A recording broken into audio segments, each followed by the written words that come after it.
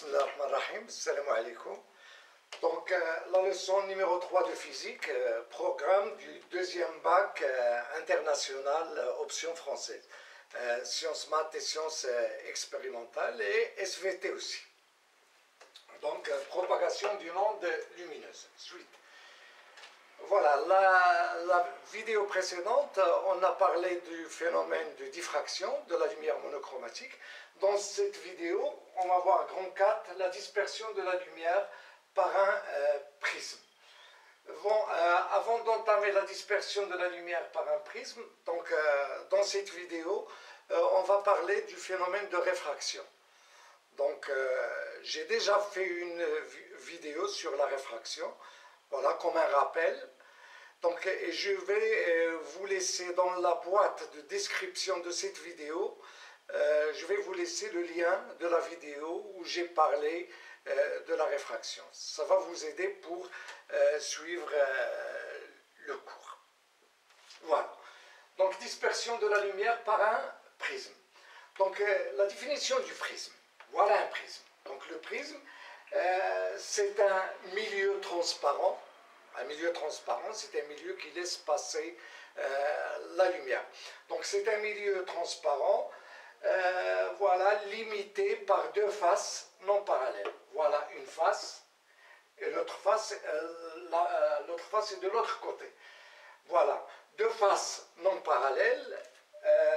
Voilà, l'intersection de ces deux faces s'appelle l'arête du prisme. Et cet angle, il est appelé angle du prisme. Voilà, c'est ça le prisme. Donc c'est un milieu transparent limité par deux faces non parallèles.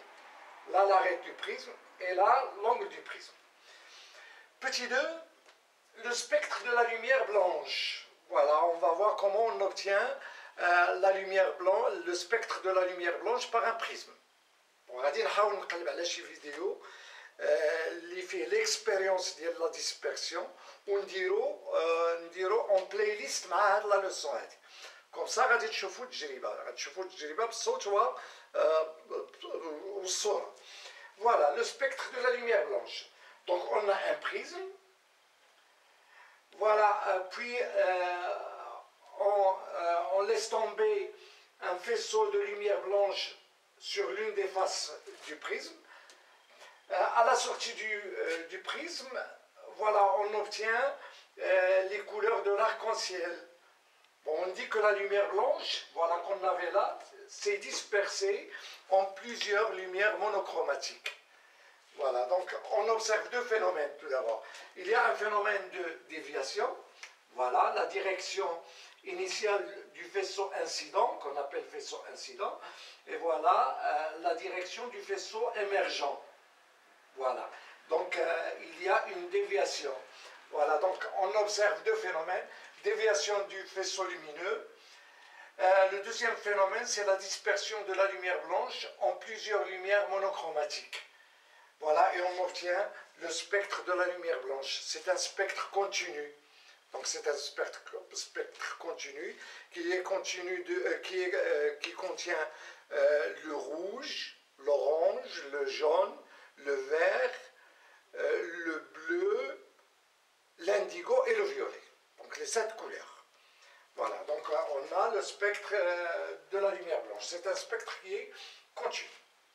Donc on a dit qu'on observe deux phénomènes, un phénomène de déviation du faisceau lumineux et le phénomène de dispersion. Et le spectre de la lumière blanche est continu. Donc tout d'abord on va voir la déviation d'une lumière monochromatique. Par le prisme. Donc une lumière monochromatique, c'est une lumière qui n'est pas dispersée par le prisme. Bon, il est constitué d'une seule fréquence. Voilà, d'une seule fréquence. Voilà, donc on a un faisceau lumineux d'une lumière monochromatique. Voilà, donc le faisceau incident et là le faisceau émergent. Donc il y a une déviation. Voilà la direction du faisceau incident et là, la direction du faisceau émergent. Là, on a un prisme. L'indice de réfraction de l'air, c'est 1.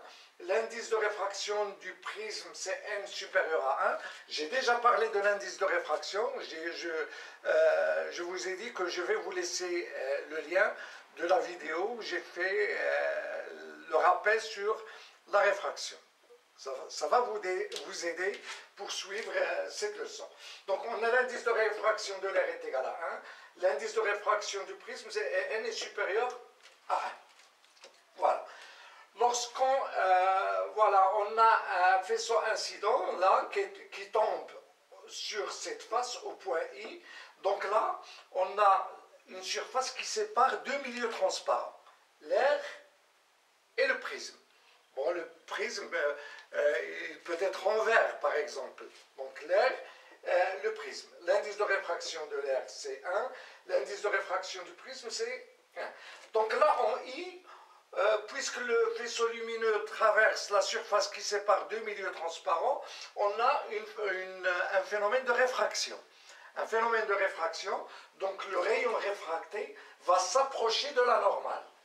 Voilà, la normale IN. La normale, c'est la perpendiculaire à cette face au point I. Voilà. La normale au point I. Voilà. Donc, voilà le faisceau incident. Lorsqu'il traverse cette surface, il s'approche de la normale. Voilà.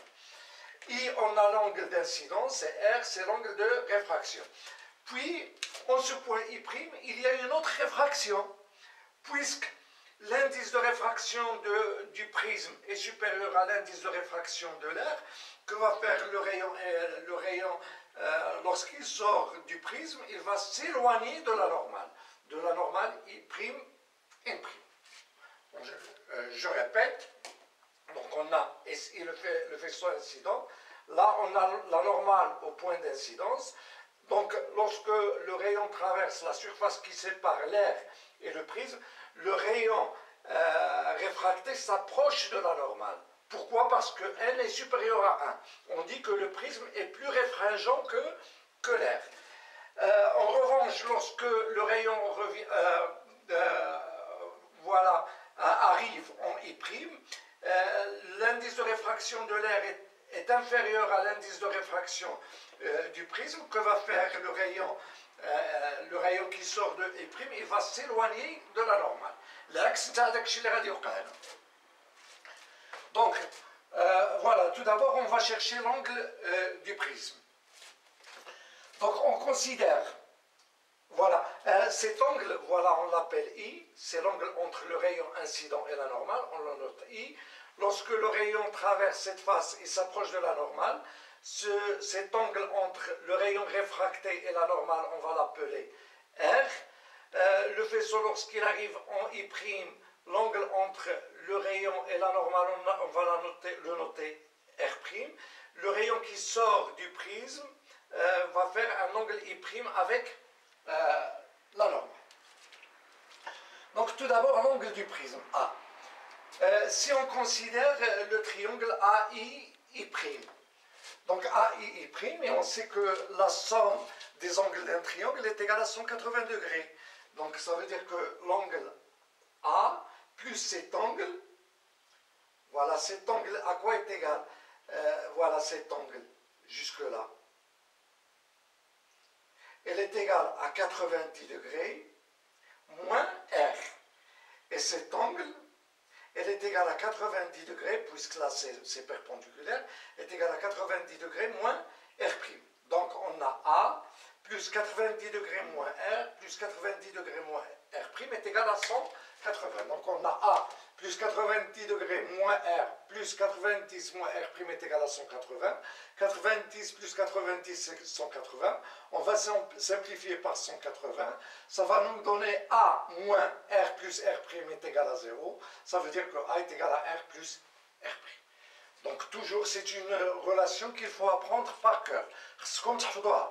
Donc l'angle du prisme est égal à R plus R'.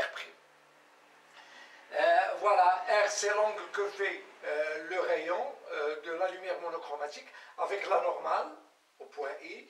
Et voilà, R' c'est l'angle que fait le rayon monochromatique avec la normale I', N' en I'. Voilà, donc A est égal à R plus R'. La déviation T. La déviation T, c'est quoi? C'est l'angle entre la direction du rayon incident et le rayon émergent. Voilà la direction du rayon incident. La direction du rayon émergent, l'angle T, c'est ça. Et voilà, donc c'est l'angle entre le rayon incident, SI, et le rayon émergent, I', R. Donc cette déviation, il est due à deux déviations. Une déviation en I et une déviation en I'. Donc la déviation en I, elle est due à la réfraction, un phénomène de réfraction. Il y a réfraction, voilà, et on a une déviation. Voilà la direction du vaisseau SI, du rayon SI. Le rayon prend cette direction, donc la première déviation, c'est celle-là. C'est cette déviation qui est égale à cet angle qui est égal à I moins R. Voilà, donc la première déviation T1 qui est égale à I moins R, plus D2, la déviation, l'autre déviation. Donc on a, voilà la direction du rayon dans le prisme, puis lorsqu'il sort du prisme, il prend cette direction. Donc on a cette déviation. Et cette déviation à quoi est égale? Est égale à cet angle, c'est I' moins R'. Donc on a la déviation T est égale à D1 plus D2 qui est égale à I moins R plus I' moins R'. Donc la déviation est égale à I plus I' moins R plus R'. Donc la déviation T est égale à I plus I' moins A. Donc l'angle du prisme A, elle est égale à R plus R'. Et la déviation T est égale à I. Voilà, c'est l'angle d'incidence entre le rayon incident et la normale, plus I', c'est l'angle d'émergence entre le rayon émergent et la normale, voilà, I plus I' moins A. Voilà. Donc là, on arrive aux relations du prisme, donc toutes les relations du prisme. Donc tout d'abord, en I. En I, il y a réfraction. Donc on peut appliquer la deuxième loi de Descartes. Que dit la loi de Descartes? Voilà, n de l'air, voilà l'indice de réfraction de l'air, là c'est 1. Donc l'indice de réfraction de l'air multiplié par sinus I est égal à l'indice de réfraction du prisme multiplié par sinus R. Donc on a, et puisque l'indice de réfraction de l'air est égal à 1, donc qu'est-ce qu'on a? Sinus I est égal à n sinus R. Donc c'est la première relation du prisme. Pourquoi? Parce que lorsqu'on a un problème sur le prisme, voilà, on vous donne I, on vous donne A, par exemple.